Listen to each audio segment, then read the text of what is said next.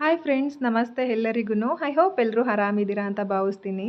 ಇವತ್ತು ನಾನು ನಿಮಗೆ ಒಂದು ಸ್ಪೆಷಲ್ ಟಿಪ್ಸ್ ತೊಗೊಂಡು ಬಂದಿದ್ದೀನಿ. ಏನಪ್ಪ ಅಂತ ಹೇಳಿದ್ರೆ, ತೆಂಗಿನ ಚಿಪ್ಪಲ್ಲಿ ನಾವು ಮೊಸರನ್ನ ಹೆಪ್ಪಾಕ್ಬೋದು, ಅದು ಯಾವ ರೀತಿ ಟೇಸ್ಟ್ ಇರುತ್ತೆ ಅಂತ ಹೇಳಿಬಿಟ್ಟು ತಿಳಿಸ್ಕೊಡೋಣ ಅಂತೇಳಿ ಒಂದು ಮಿನಿ ಲಾಗ್ ಥರ ನಾನು ಇದನ್ನು ಮಾಡಿದ್ದೀನಿ. ಎಲ್ಲರೂ ಪ್ಯಾಕೆಟಲ್ಲಿ ಮೊಸರು ತೊಗೊಂಡು ಬಂದು ಯೂಸ್ ಮಾಡಿರ್ತೀರಾ, ಅದ್ರದ್ದು ಟೇಸ್ಟ್ ನೋಡಿರ್ತೀರಾ. ಮತ್ತು ಮನೆಯಲ್ಲೂ ಕೂಡ ಸ್ಟೀಲ್ ಪಾತ್ರೆಯಲ್ಲಿ ನಾವು ಹೆಪ್ಪಾಕ್ತೀವಿ, ಮೊಸರು ಮಾಡ್ತೀವಿ, ಅದ್ರದ್ದು ಕೂಡ ಟೇಸ್ಟ್ ನೋಡಿರ್ತೀವಿ ನಾವು ಯಾವ ರೀತಿ ಇರುತ್ತೆ ಅಂತ ಹೇಳ್ಬಿಟ್ಟು. ಇದು ಒಂಥರ ಡಿಫ್ರೆಂಟಾಗಿದೆ. ಇದ್ರ ಟೇಸ್ಟ್ ಅಂತೂ ಸೂಪರಾಗಿದೆ, ಅಮೇಝ್ ಅಂತ ಹೇಳ್ಬೋದು ಇದ್ರದ್ದು. ಏಕೆಂದರೆ ನಾನು ಒಂದ್ಸಲ ಫಸ್ಟ್ ಟ್ರೈ ಮಾಡಿ ಅದು ನಂಗೆ ಇಷ್ಟ ಆಗಿದ್ದಾದಮೇಲೆ ನಿಮಗೂ ಕೂಡ ಇದ್ರ ಬಗ್ಗೆ ತಿಳಿಸ್ಕೊಡೋಣ ಅಂತೇಳಿ ನಾನು ಸೆಕೆಂಡ್ ಟೈಮ್ ಮಾಡಿರೋಂಥ ವಿಡಿಯೋ ಇದು.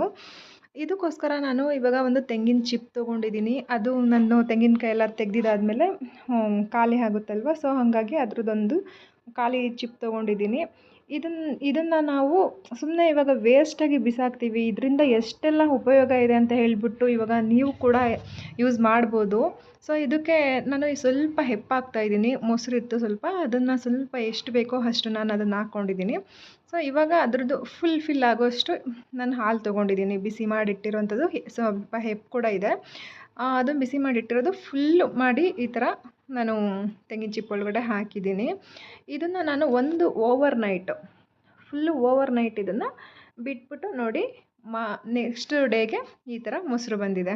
ಇದನ್ನು ನಾನು ಸ್ಪೂನಲ್ಲಿ ತೆಗೆದು ತೋರಿಸ್ತೀನಿ ನೋಡಿ ನಿಮಗೆ ಎಷ್ಟು ಚೆನ್ನಾಗಿ ಬಂದಿದೆ ಅಂತ ಹೇಳಿಬಿಟ್ಟು.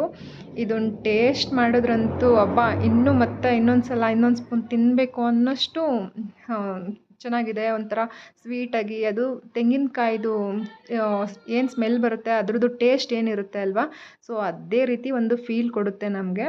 ಸೊ ನೀವು ಕೂಡ ಮನೆಯಲ್ಲಿ ಒಂದು ಸಲ ಇದನ್ನು ಟ್ರೈ ಮಾಡಿ ಹೇಗೆ ಬಂತು ಅಂತ ಹೇಳ್ಬಿಟ್ಟು ಕಮೆಂಟ್ ಬಾಕ್ಸಲ್ಲಿ ತಿಳಿಸ್ಕೊಡಿ. ಇದೇ ರೀತಿ ನಾನು ಮುಂದಿನ ವೀಡಿಯೋ ನಿಮಗೋಸ್ಕರ ಒಳ್ಳೊಳ್ಳೆ ಟಿಪ್ಸ್ಗಳನ್ನ ತೊಗೊಂಡು ಬರ್ತಿರ್ತೀನಿ. ಯಾರೆಲ್ಲ ಇನ್ನೂ ನನ್ನ ವೀಡಿಯೋನ ಸಬ್ಸ್ಕ್ರೈಬ್ ಮಾಡಿಲ್ಲ, ಸಬ್ಸ್ಕ್ರೈಬ್ ಮಾಡ್ಕೊಳ್ಳಿ ಪ್ಲೀಸ್. ವೀಡಿಯೋನ ಶೇರ್ ಮಾಡಿ, ಲೈಕ್ ಮಾಡಿ, ಸಬ್ಸ್ಕ್ರೈಬ್ ಮಾಡಿ ಫ್ರೆಂಡ್ಸ್. Thank you.